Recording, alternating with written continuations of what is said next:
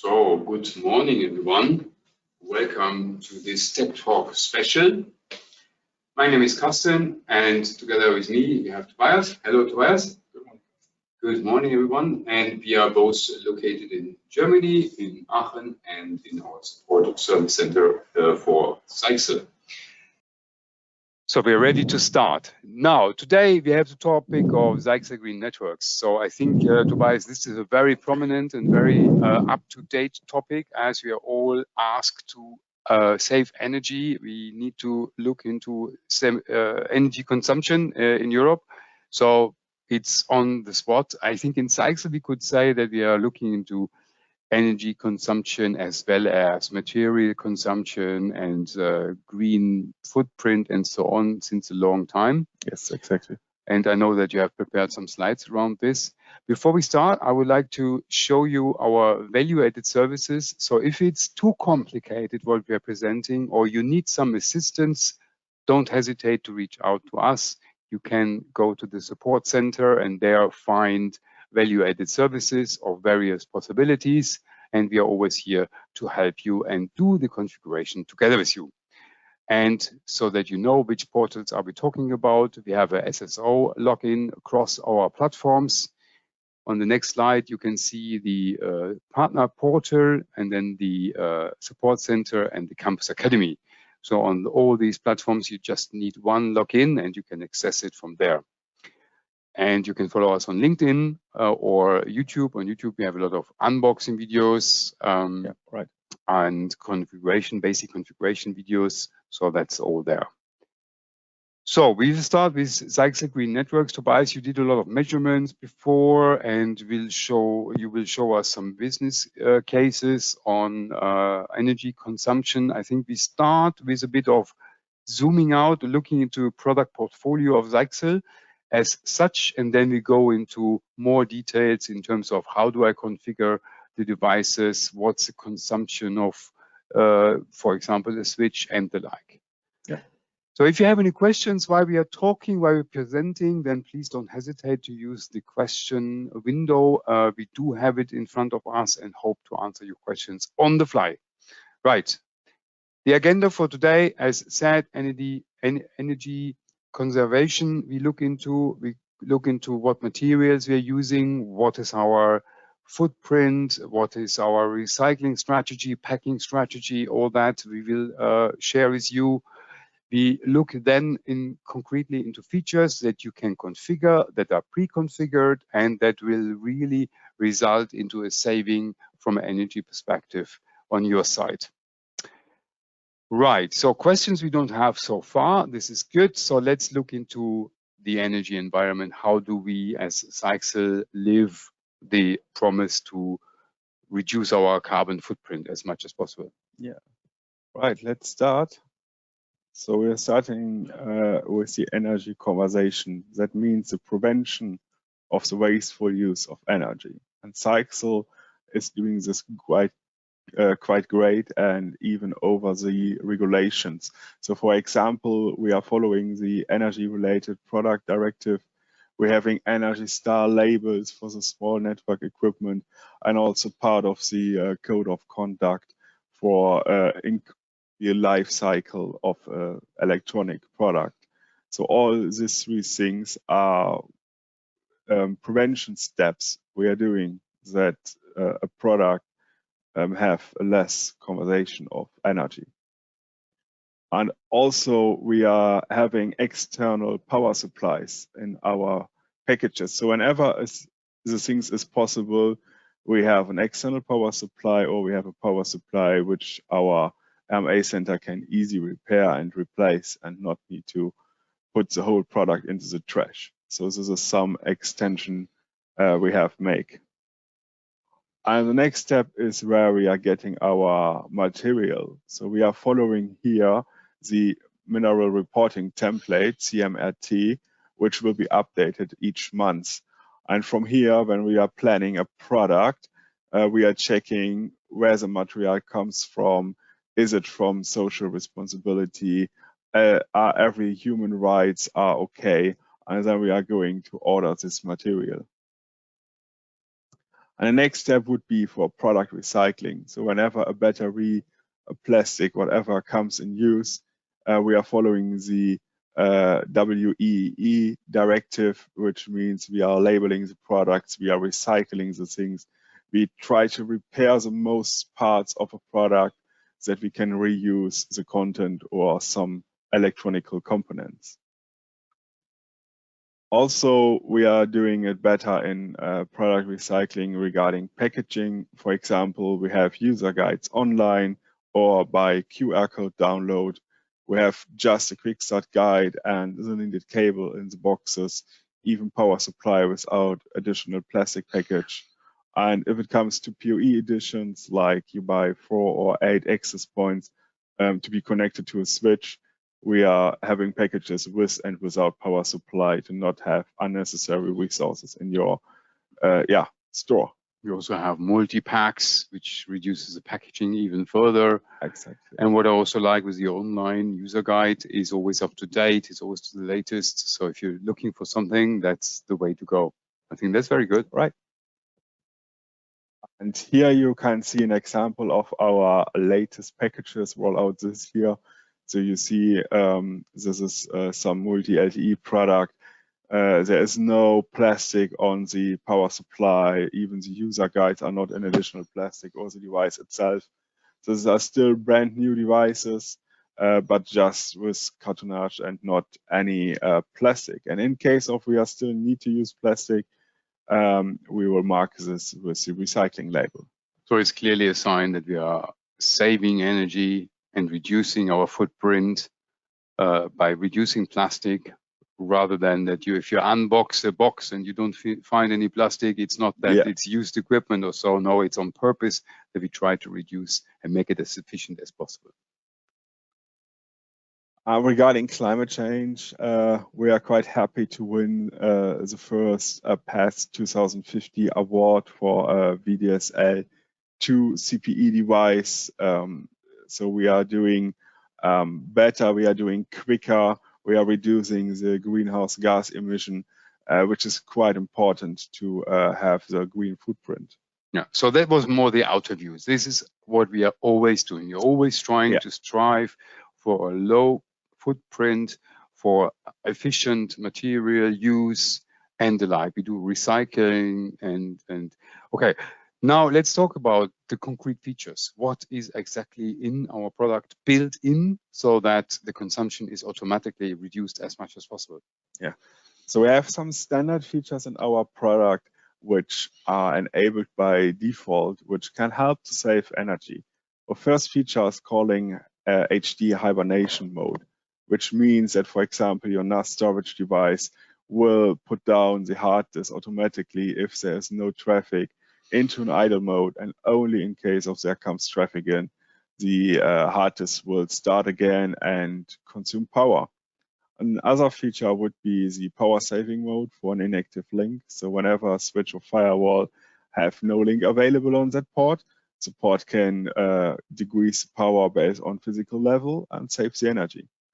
Another one is wake on LAN. So if you have a switch and have devices connected on that switch, for example, a computer, just wake them up when you need it by using wake on LAN and save power even after the switch in the network.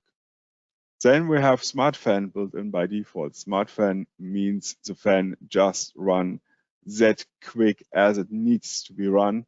And whenever it runs in idle mode or there is no need for the fan to run, it will just save the power here.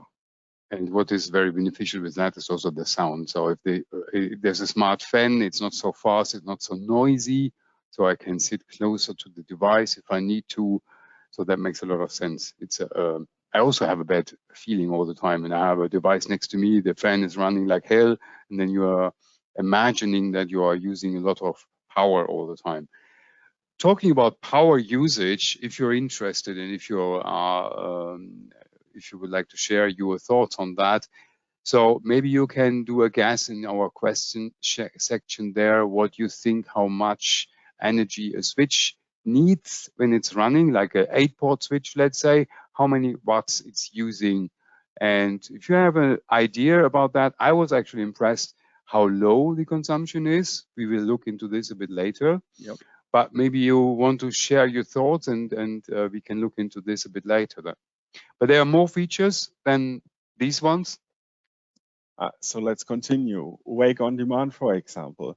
So whenever a Zyxel device detects some less network activity, it can be wake up. Yeah. So just support is also disabled kind of by default. Still active, not completely disabled. Some keep alive packages, but only use higher power if really need. The next one would be detect the cable lengths, which means if a cable is shorter, there will go less power through the cable. If the cable is longer, there is more power required. And we are able to detect dynamically the cable length and adjust the power based on that needs. And the last one is intelligent PoE, which means that our PoE feature have just some additional features that it only sends the power which is requested from the device. And we also have a PoE schedule feature, which we will look later into it. Yeah. So if I take our example here, Tobias, I have all the access points here, and they're running obviously at the moment. We have seen all these great features that are implemented automatically. Question to you is, if I have only one device and I know it's like 2.4 gigahertz, let's say, running, do I need to run also the 5 gigahertz network or the 6 gigahertz network? Does it make sense, or can I just enable them, disable them, and then save a lot of energy? Yeah. So of course you can disable one radio module on an access point. The energy saving for this example is quite less. So we are talking for under 1 watt here, but still it's doable. Yeah. So you can configure really what you need, and you also have not that much signal interruption, for example. So you have a benefit also on another point. It could be that probably there is an overload situation, maybe for some models in the access points, if I push everything into one frequency. Yeah, so that can happen. So if you have disabled one radio module because you think you can save energy, then maybe another access point need to serve these clients and cost more CPU power, which happens that the power consumption is higher. So you need to really think which kind of things you are deactivate or you are configure to save power but not interrupt your daily network connections. I think you have done a kind of a slide around that, as well as a recommendation from our side. Right. So here we are seeing an output of the configuration from Nebula, and we have maximum output power, which means the signal, so how strong the signal is showing. And also we have the band mode, for example, 2.4, 5, or even 6 gigahertz. You can adjust all the settings, which are good for Wi-Fi interruption, or even people who think no Wi-Fi signal is more healthy. That's all fine and legitimate. But to really save power, we are not recommending to change anything here if it's not needed from the network.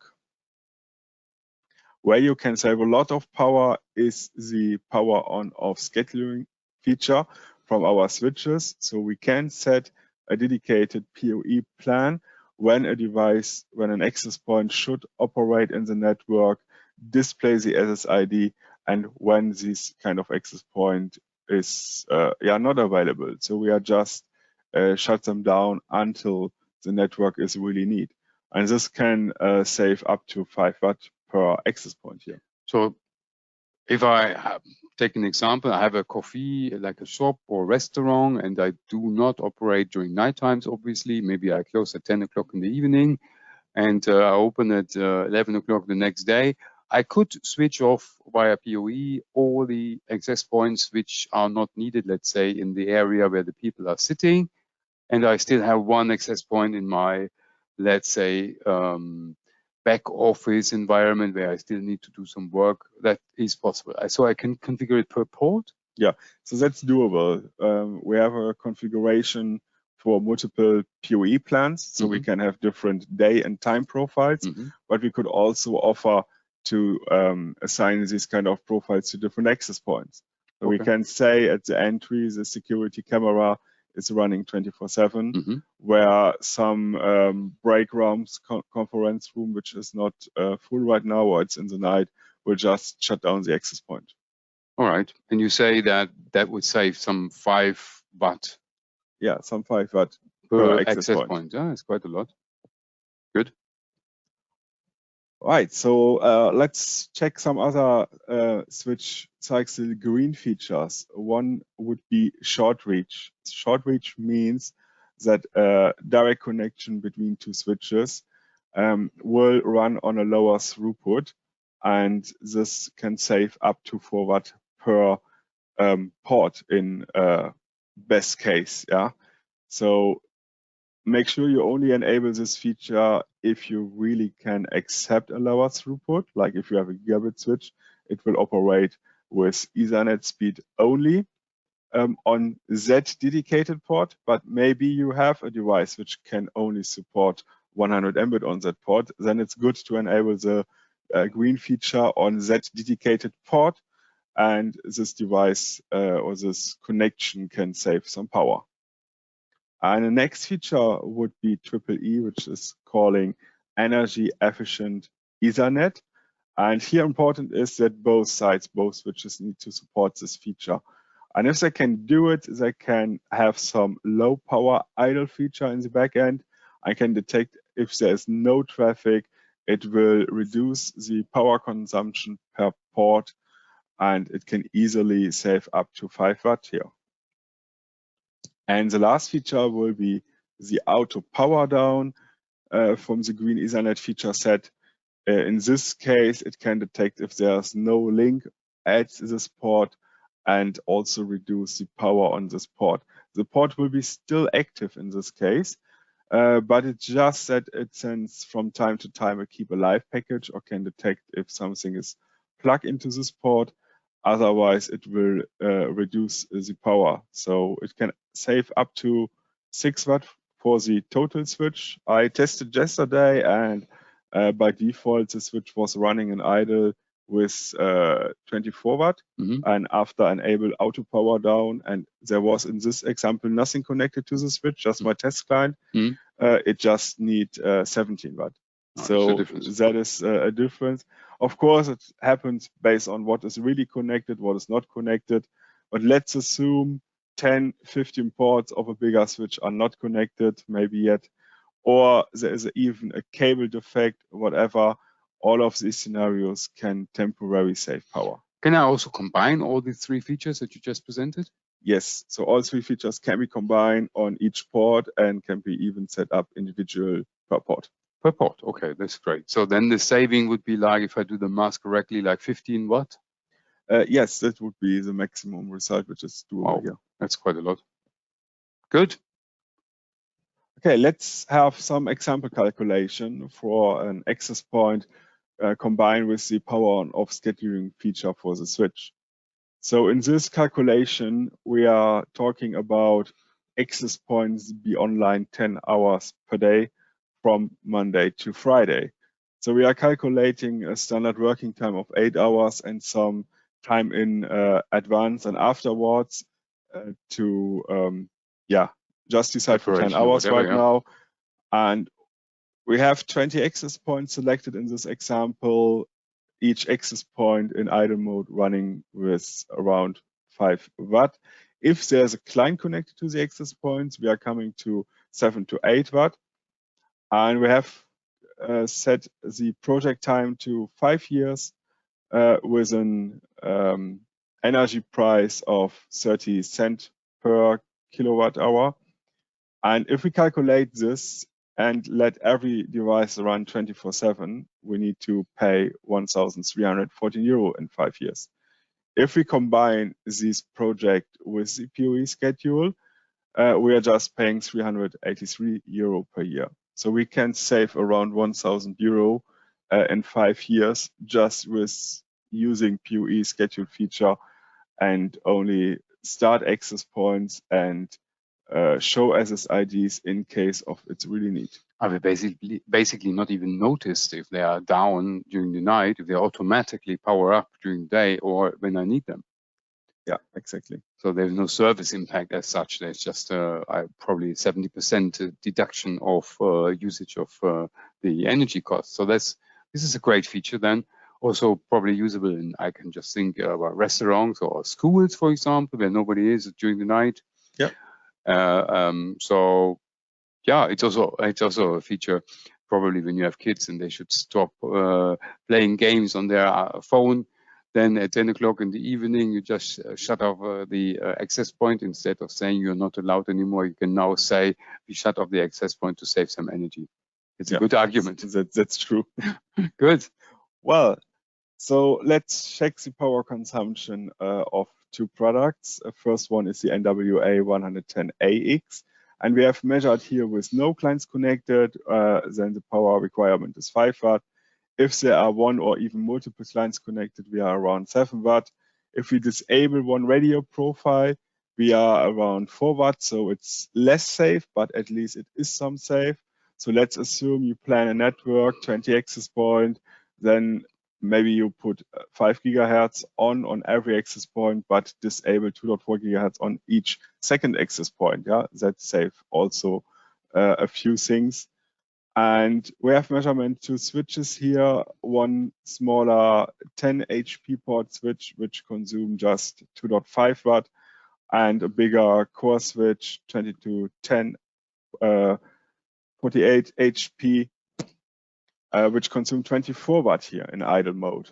And now we can see that with an access point, we can already save 1 to 5 watt even per access point. And the keyword here is mix your network and buy what you need. So I know a lot of our customers buy in a batch 20 models of the same access point, but sometimes it's not need, or it's just that we are able to mix them. So we can set up an access point in the outdoor area, which is different in the conference room where there's a lot of traffic and video streaming. We may need an AX model where somewhere else in the break room, maybe an AC is enough. So we can save modules, we can save antenna, and all of these combinations will also show and result in less power. So you would recommend that you only buy what you need. You can mix the access points, for example, you're using. How about the configuration then? Is it always different? How can I do that? Yeah, so the configuration, at least on Nebula, is similar. So equal which access point model you buy.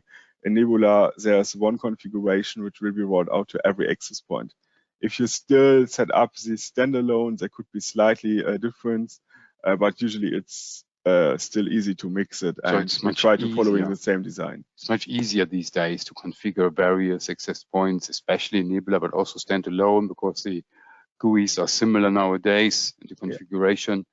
I see, because that is usually the trigger point why you buy the same access point for one customer all the time. Of course, you want to have easy configuration and so on, but we are really strongly recommending to only buy what you need. If you have less consumption or client usage in some area, then buy a smaller access point, buy a bigger one for high intensity areas and busy areas.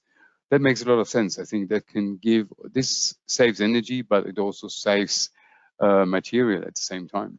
Exactly, that is how it is. Okay, so this slide will show you the result for the switch.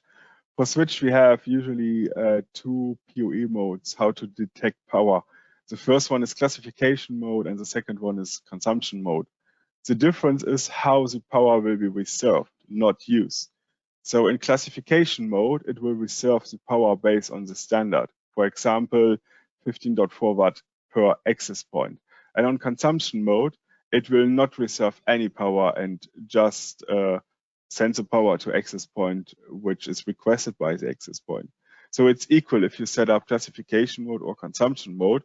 The switches only use the power which is requested from access point in each scenario. The difference we will see on the next slide is that the integrated PoE power supply in the switch is different here. So in our example, will talk about an installation of 40 access points. And to serve 40 access points with PoE, we can have 5 GS3050 switches and serve each 8 ports with a switch. Or we have one big core switch like the 2210, 48 ports, and we are using 40 ports for PoE.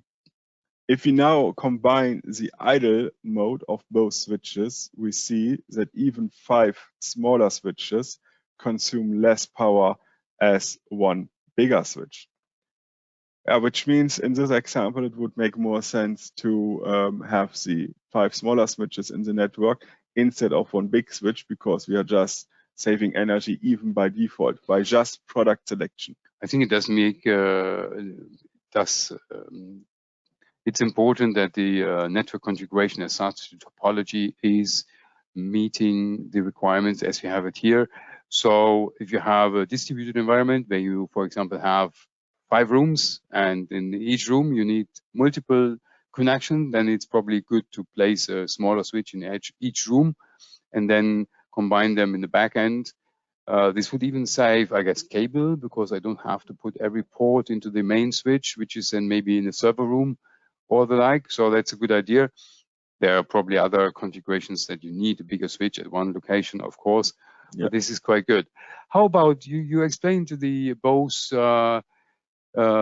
modes that you have? How about mixing them on a port level? Is that possible? So can I, let's say if I have an 8-port switch, can I say 4 of them I run with a constant fixed power budget of 15.4, you had it earlier, and the other one I run the other 4 ports I run dynamically? Is that possible?